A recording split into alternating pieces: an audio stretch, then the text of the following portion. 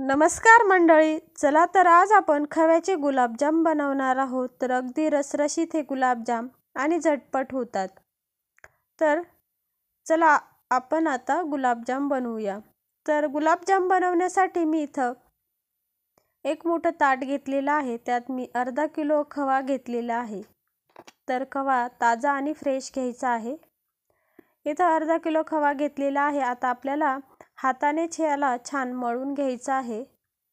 तर याला छान मळायचं आहे म्हणजे गुलाबजाम चांगले सॉफ्ट होतात। तर व्यवस्थित हाताच्या साहाय्याने याला मी मळून घेतलेलं आहे। तर याला मळायला 5-6 मिनिटं लागतात म्हणजे हे मऊसूत होतं। आता यात आपण लागेल तसा मैदा टाकून घ्यायचा आहे। तर अर्धा किलोसाठी इथं मला 1.5 वाटी मैदा लागलेला आहे। मैदा टाकून आपल्याला हे छान मळून घ्यायचं आहे। तर लागेल तसाच मैदा टाकायचा आहे। नंतर यात चिमूटभर खाण्याचा सोडा सुद्धा टाकून घ्यायचा आहे। तर सोड्याचं प्रमाण अगदी योग्य ठेवायचं आहे, नाहीतर गुलाबजाम बिघडू शकतात। चिमूटभर सोडा टाकलेला आहे आणि आता आपल्याला छान याचा उंडा मळून घ्यायचा आहे। तुम्ही हवं तर याला थोडासा पाण्याचा हात सुद्धा लावू शकता। आता इथं मी छान उंडा मळून घेतलेला आहे। आता आपण याला 10-15 मिनिटांसाठी छान झाकून ठेवूया।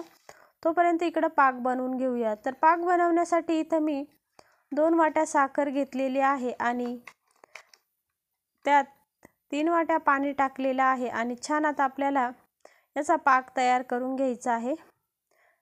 त्यात 2-3 वेलच्या कुटून टाकलेल्या आहेत। आता आपल्याला पाक तयार करून घ्यायचा आहे। तर आपल्याला 1 किंवा 2 तारी पाक न करता फक्त चिपचिपा पाक करून घ्यायचा आहे। इकडे आपला पाक तयार होतोय तोपर्यंत इकडे मी तूप गरम करण्यासाठी ठेवलेलं आहे। तर गुलाबजाम तुपात छान लागतात म्हणून मी गुलाबजाम तुपात तळणार आहे। तर इथं गुलाबजाम तळण्यासाठी मी तूप गरम करून घेतलेलं आहे। तर आपलं तूप सुद्धा गरम झालेलं आहे। आता इकडे आपण जो खव्याचा उंडा मळून ठेवला होता तो सुद्धा छान भिजलेला आहे। आता आपण पुन्हा एक त्याला छान मळून घ्यायचा आहे आणि आता याचे आपण गुलाबजाम करून घेणार आहोत।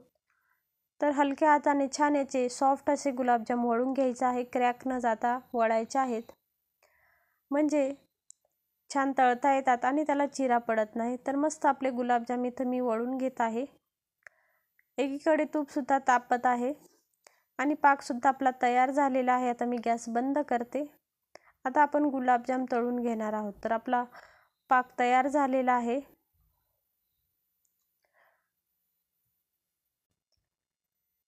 पाकचा गॅस बंद केलेला आहे। इकडे तूप सुद्धा तापलेलं आहे। आता तुपामध्ये गुलाबजाम टाकून घ्यायचे आहे। तर तूप अगदी मंद आचेवर गरम करायचं आहे, जास्त तापवायचं नाही, नाहीतर गुलाबजाम जळू शकतात आणि आतून कच्चे राहतात। म्हणून एकदम बारीक गॅसवर आपल्याला गुलाबजाम छान तळून घ्यायचे आहेत। तर गुलाबजामचा कलर छान डार्क होईपर्यंत याला आपल्याला छान तळून घ्यायचं आहे। तर चमचा न लावता छान असं एका पॅनमध्ये आपण छान तळून घ्यायचे आहे। तर बघा मस्त असा गुलाबजामला कलर आलेला आहे। आता आपण हे काढून घेऊया। तर गुलाबजाम आता आपण काढून घेतलेला आहे।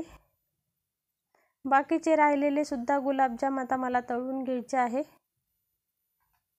तर राहिलेले गुलाबजाम इथं मी बनवून घेतले आणि छान तळून घेतलेले आहे। तर गोल्डन ब्राउन होईपर्यंत इथं माझे सगळे गुलाबजाम तळून झालेले आहेत। आता पाक आपल्याला थोडासा गरम करून घ्यायचा आहे। गरम पाकात गुलाबजाम टाकून घ्यायचे आहे म्हणजे ते छान मुरतात। तर इथं मी सगळे गुलाबजाम बनवून तळून आणि पाकात टाकून दिलेले आहे। तर गरम गरम पाकात गुलाबजाम टाकून द्यायचे आहे आणि झाकण ठेवून याला छान 1 तासभर छान मुरू द्यायचं आहे।